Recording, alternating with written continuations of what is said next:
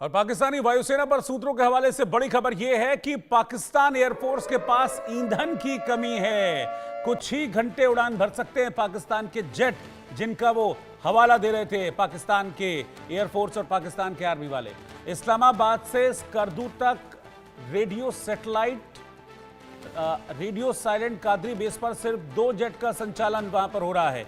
तो पाकिस्तान एयरफोर्स के पास आप समझ लीजिए कि जेट को उड़ाने के लिए तेल ही नहीं है, ईंधन जेट को उड़ाने के लिए नहीं है। और हिंदुस्तान से जंग की बात कर रहे हैं। पाकिस्तान के किसी मंत्री को आप देख लीजिए, जंग की बात करता है वो, जंग जंग जंग जंग। लेकिन सवाल यह है कि जंग में जब रसद पानी नहीं होगा तो क्या खाक जंग लड़ोगे? पाकिस्तान की एयरफोर्स के पास ईंधन नहीं है, यानी कि आप समझ लीजिए कि जैसे पेट्रोल के बिना स्कूटर या मोटरसाइकिल नहीं चल सकती है, ऐसे ही वो ईंधन नहीं होगा तो पाकिस्तान के जो जेट हैं वो कैसे उड़ान भरेंगे। इसीलिए पाकिस्तान में पिछले दिनों एक वीडियो भी बड़ा वायरल हो रहा था, जिसमें एक बंदा ऐसी गत्ते का जो जेट है उसको बनाकर दौड़ रहा था और बड़ा वायरल वो वीडियो हुआ था और बड़ी भत पिटी थी उसमें पाकिस्तानी एयरफोर्स की कि क्या ऐसे जेट से हिंदुस्तान से मुकाबला करोगे जिसमें उड़कर नहीं दौड़कर जाना पड़ता है। तो यही हाल है इस वक्त पाकिस्तान की एयरफोर्स का कि वहां पर फाइटर जेट्स जिनकी धमकी पाकिस्तान सेना देती है, उनको उड़ाने के लिए ईंधन है नहीं पाकिस्तान के पास।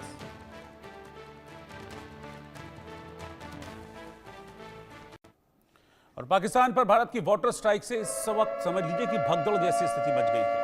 शहबाज और मुनीर के खिलाफ आवाम भड़की हुई है। जल आपूर्ति रुकने से महायुद्ध भड़कने का डर है। मुनीर की गलत पहल से पाकिस्तान की आवाम पर खतरा मंडरा रहा है कि वो प्यासे मर सकते हैं। लाहौर, कराची और मुल्तान की जनता में इस वक्त जबरदस्त नाराजगी देखी जा रही है। शहबाज के खिलाफ आवाम मोर्चा खोल सकती है। अब तक भूखा मारा, अब प्यासा रखेगी सरकार, इस तरह के नारे वहां पर लग रहे हैं। आप सोचिए जरा क्या स्थिति हो गई है। कल हमने सिंध की तस्वीरें आपको दिखाई थी और सिंध की तस्वीरों में कैसे जबरदस्त विरोध हो रहा था, पानी को लेकर वो लड़ाई चल रही थी। और जब उसे रोकने के लिए सेना और पुलिस के जवान पहुंचे तो उस भड़की हुई आवाम ने डंडे मार मार कर सेना और पुलिस को भगा दिया था वहां से।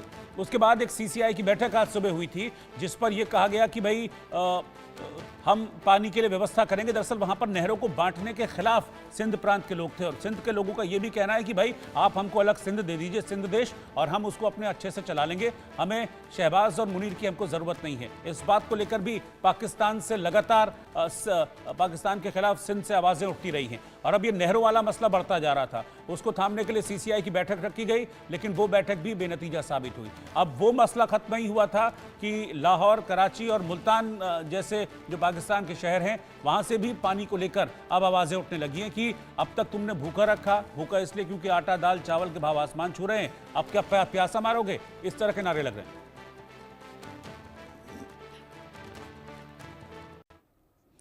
और एहसान फरामोश तुर्की अपनी आदत से बाज नहीं आ रहा है। एहसान फरामोश की आदत थी तुर्की की और वही आदत फिर दिख रही है। पाकिस्तान के सपोर्ट में खुलकर तुर्की आ गया है और कहा है कि हम हर मुश्किल में पाकिस्तान के साथ हैं और पाकिस्तान का समर्थन करना जारी रखेंगे। भारत पाकिस्तान में तनाव में कमी होनी चाहिए, यह बात तुर्की की तरफ से की गई है, एर्दोगन की तरफ से की गई है, जो कि तुर्की के राष्ट्रपति है।